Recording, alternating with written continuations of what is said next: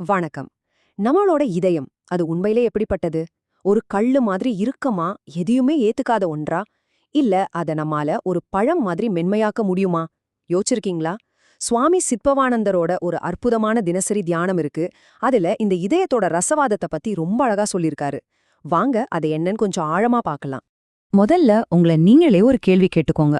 உங்க இதயம் ஒரு கல்லா இல்ல ஒரு கனியா? இது சும்மா ஒரு உருவகம் மாதிரி தோணலாம்.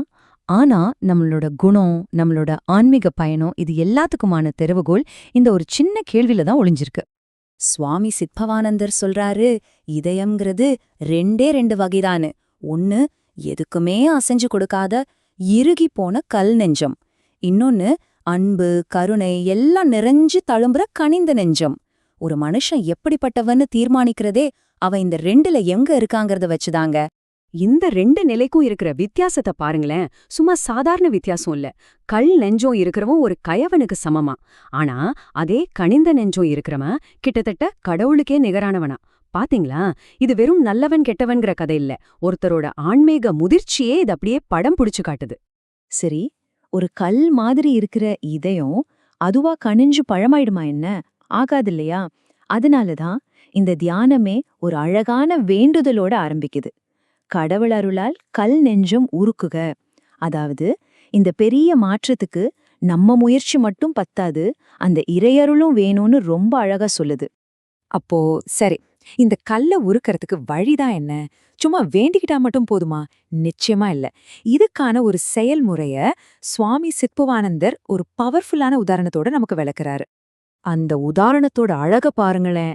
எப்படி சூரியனோட சூடுபட்டு ஒரு பச்சைக்காய் மெதுவா மெதுவா பழுத்து ஒரு இனிப்பான கனியா மாறுதோ, அதே மாதிரிதான் நம்மளோட கல் நெஞ்சமும் கனிந்த நெஞ்சமா மாற ஒரு விதமான உள் வெப்பம் தேவைப்படுதாம். ஆனா ஒரு நிமிஷம், இது நெருப்போட வெப்பம் கிடையாது. இது வேற, முற்றிலும் வேற ஒண்ணு. அந்த உள் வெப்பம், அதோட பேருதான் உள்ளுணர்ச்சி. இந்த உள்ளுணர்ச்சி தான் அந்த கல் மாதிரி இருக்கிற இதயத்தை நல்லா பெசஞ்சு மென்மையாக்கி ஒரு கனி மாதிரி பக்குவப்படுத்துற ரசவாதத்தையே செய்தான். அப்போ விஷயம் என்னன்னா, இந்த பெரிய மாற்றம் வெளியேந்து வரப்போறதில்ல, நமக்குள்ளேந்து தான் தொடங்கலாம். சரி, அந்த வெப்பம் உள்ளுணர்ச்சின்னு தெரிஞ்சிடுச்சு, சூப்பர். ஆனா அந்த உள்ளுணர்ச்சிங்கிற வெப்பம் நமக்கு எங்கிருந்து கிடைக்கும்? அதை எப்படி நம்ம உள்ள உருவாக்குறது? இதுக்கு பதில் ஒரு பெரிய உயர்வான தேடல்ல இருக்கு. அதாவது அந்த உள்ளுணர்ச்சிங்கிறது எப்போ பிறக்கும்னா, எப்போ ஒரு மனுஷன் தனக்கு மேல இருக்கிற ஒரு சக்திய, ஒரு பரம்பொருளை நோக்கி ஏங்கி மனமுருகி நிக்கிறானோ, அந்த ஏக்கத்தோட தவிப்பு இருக்கு பாருங்க, அதுதான் அவனுக்குள்ள அந்த வெப்பத்தை உருவாக்குது. அந்த வெப்பம் மூல மூல அவனோட இதயம் தானாவே பக்குவப்பட ஆரம்பிக்குது. அப்போ கல் நெஞ்சம் யாருக்கு இருக்கும்? ரொம்ப சிம்பிள். யாருக்குள்ள ஒரு உயர்வான தேடல், ஒரு ஏக்கம், ஒரு உருக்கம் இல்லையோ அவங்க தான் கல் நெஞ்சம் கொண்டவங்க. அப்போ இதயத்தோட இறுக்கத்துக்கு காரணம் என்ன? அந்த உயர்வான தேடல் இல்லாததுதான், வேற ஒன்னும் இல்ல. இப்ப நாம பேசிட்டு இருக்கிற இந்த ஆழமான கருத்தை பல நூற்றாண்டுகளுக்கு முன்னாடியே வாழ்ந்த ஒரு பெரிய ஞானி, தாய்மானவர் ஒரே ஒரு பாட்டுல எவ்ளோ அழகா சொல்லிருக்காருன்னு பாருங்களேன். கேளுங்க. அல்லும் பகலும் பேரன்புடனே தான் இருந்தால் கல்லும் உருகாதோ கல் நெஞ்சே, பொல்லாத தப்பு வழி ஏன் நினைந்தாய், சந்ததமும் நீ இறந்த வெப்பிலே ஆனந்தமே. என்ன சொல்றாருன்னா, கல் நெஞ்சமே, ராத்திரி பகலா ஒரு பெரிய அன்புல நீ மூழ்கிருந்தா ஒரு சாதாரண கல்லே உருகிடுமே, நீ உருக மாட்டியா? ஏன் தப்பான வழிகளை பத்தியெல்லாம் யோசிக்கிற? அந்த அன்புங்கிற வெப்பத்துல மூழ்கிருந்தா அங்க பேரானந்தம் மட்டும்தான் இருக்கும்னு சொல்றாரு.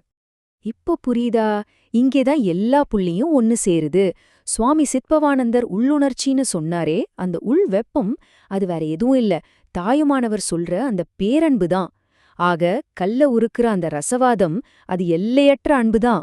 ஓகே, இந்த ஞானத்தோட சாராம்சத்தை எல்லாம் புரிஞ்சுக்கிட்டோம். ரொம்ப நல்ல விஷயம். ஆனா இன்னைக்கு இருக்கிற இந்த அவசர உலகத்துல இத நாம எப்படி வாழ்க்கையில பயன்படுத்துறது? இந்த கேள்வி உங்களுக்கு மட்டும் இல்ல, எனக்கும் நம்ம எல்லாருக்குமே தான். அதனால இந்த விளக்கத்தோட இறுதியில நான் உங்ககிட்ட விட்டுட்டு போற ஒரே கேள்வி இதுதான். உங்க வாழ்க்கையில, உங்க உறவுகள்ல, உங்க ஒவ்வொரு நாள் வேலைகள்ல அந்த கல்லு மாதிரி இருக்கிற இதயத்தை உருக்கி கனியா மாத்தக்கூடிய பேரன்புங்கிற வெப்பத்தை நீங்க எப்படி உருவாக்க போறீங்க? யோசிச்சு பாருங்க. நன்றி.